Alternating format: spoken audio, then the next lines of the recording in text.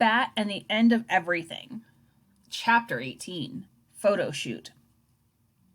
The following Friday was the hottest day of the summer. Inspired by Jenny and baby cakes, Bat put Thor in the bathtub. The skunk stretched out long, his belly pressing into the cool white enamel. He was the size of a small cat. Janie and Bat sat on the cool tile floor, watching Thor and eating popsicles. Janie's was grape, Bat's was orange. When she'd taken the last bite of her popsicle, Janie dropped the stick into the bathtub for Thor to sniff. It startled him a little, and he puffed up his tail. "Careful," Bat warned. "You've got to move slowly." Janie sat very still, and after a moment, Thor stretched out his twitchy nose to smell the stick, then lick it. His tail depuffed. "I didn't mean to startle him," Janie said. "Skunks are nearsighted," Bat told her. He probably didn't notice the stick until it was right up next to him. Thor lost interest with the popsicle stick and wandered over to the bathtub drain.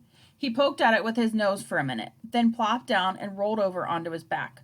Slowly, Bat reached into his hand into the bathtub and scratched his belly. "He's awfully tame," Janie said. "He reminds me of a cat." "People think that skunks just go around spraying," Bat told her. "But actually, they only spray when they are really scared, and they always warn you first." Now Thor was stretching his arms up over his head so that Bat could scratch his furry little armpits. "That's adorable," Janie said. "Hang on just a second." She slid away from the edge of the bathtub and stood up slowly, so as not to startle Thor. Bat could hear her walking down the hall to her room, and then coming right back. She had her camera. Bat stopped scratching Thor so Janie could get a good picture of him. But she said, "No, scratch him some more. It makes him stretch out all cute and funny." Bat obliged, and Thor arched his back in pleasure. Janie took a picture and then showed it to Bat. There was Thor, captured forever in his adorable pose, stretched out with Bat's hand on his belly. Then Janie said, "I have an idea. Let's do a photo shoot." "With Thor?" asked Bat. "Yes," Janie answered. "I don't know if he'd like that," Bat said. "It'll be fun, and we'll be careful not to make him nervous," Janie said. Bat looked at Thor, who was scratching his ear with a back foot. The skunk was getting so big. Very soon, Bat knew, Mom would say it was time to let him go into the wild. It would be nice to have more pictures. "Okay," he said, "but we're not dressing him up in doll clothes or anything. That would be disrespectful." Janie laughed. "Sometimes you say the funniest things, Bat." Bat hadn't said it to be funny. "I'm serious," he said. "I know," Janie said. "That's what makes it even funnier." They decided that the best place to do the photo shoot would be in the kitchen. "It has the best light," Janie said, "and lots of space." Bat brought his beanbag chair into the kitchen, and Janie draped it with a blue and white checked tablecloth, making a nice little nest. Then Bat set Thor in it. "Okay," Janie said, "you make him sit still and I'll take the pictures." "Thor isn't really the kind of animal you can make do anything," Bat warned. "Just try," Janie said. So Bat tried. He tried cooing Thor's name, soft and high, the way Thor liked to hear it. He tried waving his hands around behind Janie's head to get Thor's attention. He tried playing soothing music on the radio that Mom kept next to the sink. But Thor just kept sniffing around, scooting out of the beanbag chair, and poking his way into the corners of the kitchen. Janie kept taking pictures anyway. Shots of Thor maneuvering between chair legs and nudging around the trash can. Then she said, "Let's get a few with the two of you together." So Bat gently picked up Thor and cradled him in his arms. Thor's black whiskers twitched eagerly towards Bat's face, and Bat leaned down to kiss his head. Janie snapped a picture. "Maybe sit with him in the beanbag," Janie suggested. Bat sat down and crossed his legs, then put Thor up on his shoulder, the way he'd been doing lately. Thor crawled familiarly around the back of Bat's neck and flopped down like a collar. Bat turned his face toward Thor, and Thor stretched his nose toward Bat. "Oh, that's adorable," Janie said, and she snapped another picture. Chapter 19. Mail Day. Hello, dear Bat. Hello from Canada. I hope you are having a good summer. I'm having lots of fun. My cousin Robert lives near a lake, and we walk there every day to swim. The water is freezing. There is a floating dock way out far, and yesterday I swam all the way there without a kickboard for the first time. Robert is a really good swimmer. He can make it all the way across the lake without a kickboard, and he's really tall. He's on his school's basketball team. I met this kid named Marlowe, and I told him about you and Thor, and he told me that his neighbor once tamed a little bird that fell out of a nest, and he kept it all winter and then let it go the next spring. And the bird comes back every year now to visit. Maybe after you release Thor, he will come back to visit you too. How is Thor? Is he getting big? I'll be home in 10 days. I hope I get to see him again before you have to let him go. What have you been doing this summer? Have you seen Baby Cakes at all? I wonder how she likes Jenny's house. I hope you write back soon. Your friend, Israel. Bat sat at the kitchen table, and Thor was at his feet, nibbling at a little salad that Bat had made him for a snack. Janie looked over from whatever she was doing on her computer and smiled at Thor eating his salad. She snapped a quick picture of the skunk and then went back to her work. Bat had read the letter from Israel 3 times, and each time he finished it, he refolded it, tucked it back into its envelope, and admired the colorful stamps and the way his name and address looked printed in Israel's blocky handwriting. Bat, 9 Pound Lane. It was the first letter Bat had ever gotten in the mail.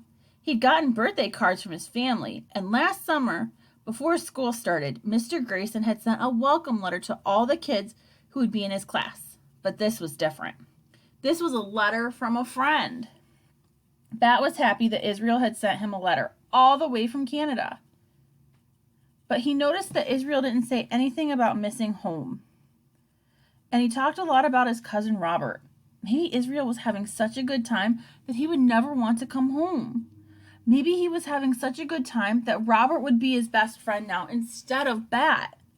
After he'd finished reading Israel's letter for the 3rd time, Bat laid it out on the table and smoothed it flat. He stood up carefully, picking up Thor and balancing him on his shoulders, and went back to his room to get a piece of paper and a pencil. Then he went back to the kitchen and sat down again, all without disturbing Thor, who was awake but perfectly relaxed. The soft, warm weight of the skunk resting on his shoulders helped Bat feel calmer and less worried about whether Israel was missing home and whether he liked Robert more than Bat. Janie, who was still sitting across from the table from Bat with her laptop open in front of her, watched Bat sit down. "Oh, wow," she said. "Thor sure likes it up there on your shoulders." She picked up her camera from where it rested on the table and took a picture of Bat and Thor. Bat didn't say anything. He was focused on what he was going to write. "Dear Israel, Thor is getting big. He's like a small cat now. He eats and sleeps a lot and is good about using his litter box. This summer, I have been helping Lawrence at my mom's veterinary clinic. I help with the baths and walks and also hold the dog paws steady while Lawrence clips their claws. Also, I have been riding bikes with my dad and Janie. And one day, we went to the pool. It was hot. I saw Baby Cakes when Jenny and her grandma brought her into the vet clinic when she was sick, and then at Jenny's house. Your friend, Bat." Bat read his letter through 2 times. It was shorter than Israel's letter to him. "Janie," he said, "I need your help." "What is it?" Janie asked, but she didn't look up from the computer. She was typing. "Israel wrote me a letter, and I wrote back, but his letter is way longer than mine." "Just a second," Janie said, and she typed a little more, and then there was a whooshing sound of an email being sent, and then she closed the laptop. "Let me see," she said. Bat passed both letters to her, the longer one that Israel had written and the shorter one that he had written in response. "Well, Bat, all you did was answer his questions. That's why your letter is so short." Bat had been careful to read closely through Israel's letter and to answer each question he'd asked. "That's what you're supposed to do when someone asks a question, Bat. You're supposed to answer it." "Well, sure," said Janie, "but writing a letter to a friend isn't like taking a test. You don't have to just answer the questions. You're supposed to say more." Bat was irritated. He felt like chewing on the neck of his shirt. But Thor was comfortable on his shoulders, and Bat didn't want to pull the shirt out from under him and make him slide off. What else am I supposed to say? Bat asked. Look, Janie said. She took his pencil and lightly underlined some of the sentences in Israel's letter. See, she said, all of this is just Israel telling you stuff about himself. His summer, stuff like that. You don't have any of that in your letter. You only answer his questions. And you don't give any extra information, like here, she said, tapping the pencil on Bat's letter where he wrote about Baby Cakes coming to the clinic. You write that Baby Cakes was sick, but you don't say what happened or that she got better or anything. Also, you don't ask Israel anything about his summer. It's more thoughtful to ask some questions back. Bat hadn't thought about it that way. But, he said, even if I did ask Israel questions, he wouldn't have time to answer them and send me another letter back. By the time I send this letter to Canada, and he gets it and reads it and writes another letter and sends it to me, he'll be home already. It doesn't matter, Janie told him. It's just polite to ask questions back. Even if he can't answer them? Even if, Janie said, and she sounded sure. Sometimes it's nice to know that someone is wondering about you when you're not together. So Bat erased the bottom part of his letter, where he'd written, your friend Bat, and he wrote some more about how Baby Cakes had had the snuffles and head tilt, and how she'd had to stay at the vet for 4 nights, but she had taken antibiotics and she was all better. Now Bat's letter was almost as long as Israel's. How many questions should I ask? Bat said to Janie. I don't know, Bat, just a few, Janie said. A few is 3, said Bat. Then ask him 3, Janie said. Bat wrote, how is the weather in Canada? Are you homesick? When you get home, do you want to have another sleepover with me? And then he rewrote, your friend, Bat. Satisfied, he folded the letter into thirds. Where do we keep the envelopes? He asked.